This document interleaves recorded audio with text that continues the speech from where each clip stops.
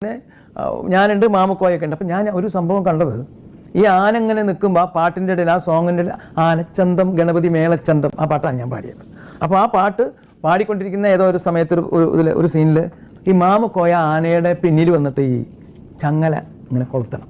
അതൊരു സീനിൽ മാമുക്കോയ പിന്നിൽ വന്ന് ചങ്ങല കൊളുത്താൻ വേണ്ടി ഇങ്ങനെ ചങ്ങലയായിട്ട് വന്ന് ഇങ്ങനെ ആയ വഴിക്ക് ഈ ആന ആ ബാക്കിലെ കാലം കൊണ്ട് ഒരു തട്ട് കെട്ടിയിട്ട് ഞാൻ മാമുക്കോയനെ കാണാനില്ല. ഞാനൊരു വരമ്പിൻ്റെ അപ്പുറത്ത് വന്ന് വീണു. എന്നിട്ട് അവിടെ നിന്ന് എഴുന്നേറ്റിട്ട് മണ്ണൊക്കെ പാടാ മണ്ണൊക്കെ തുടച്ചിട്ട് ഇയാൾ പറഞ്ഞു. അയാൾ പറഞ്ഞ തെറി നമുക്ക് പറയാൻ പറ്റില്ല.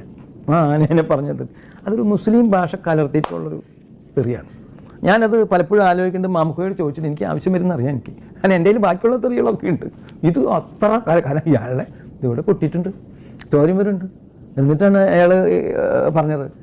അത് കഴിഞ്ഞ് ഈ ബഹദൂർ എന്ന് പറഞ്ഞാൽ അയാൾക്ക് ഇതിൻ്റെ പാപ്പാനുണ്ട്, അയാൾക്ക് വല്ലതും അറിയാം. അപ്പോൾ അയാൾ ചോദിച്ചു ഇതെന്താ ഇത് ഒന്നും ചെയ്യാത്തതാണല്ലോ, പിന്നെ എന്താ പറ്റിയത്? അപ്പോൾ പറഞ്ഞു പിന്നീക്കൂടെ ചെന്ന് ഇങ്ങനെ ചെയ്യുന്നത് പരിചയമില്ലാത്ത ആളുകളാകുമ്പോൾ അവർക്കത് പെട്ടെന്ന് കാണാൻ പറ്റില്ല. അത് എന്താ അയാൾ പുതിയതായിട്ട് ചെയ്യാൻ പോകണം, അതുകൊണ്ട് തട്ടിയതാണ്. അല്ലാണ്ട് വേറെ ഒന്നും ഉണ്ടല്ല. ഇനി വേണമെങ്കിൽ മാമുക്കോയ ബുലാവോ, അബി ആവോ, സാമന്യമേ ആവോ എന്നൊക്കെ പറഞ്ഞ് വീണ്ടും പരിചയപ്പെടുത്തി. അപ്പോൾ അങ്ങനെ ചില സംഭവങ്ങളൊക്കെ ഉണ്ടായിട്ടുണ്ട്.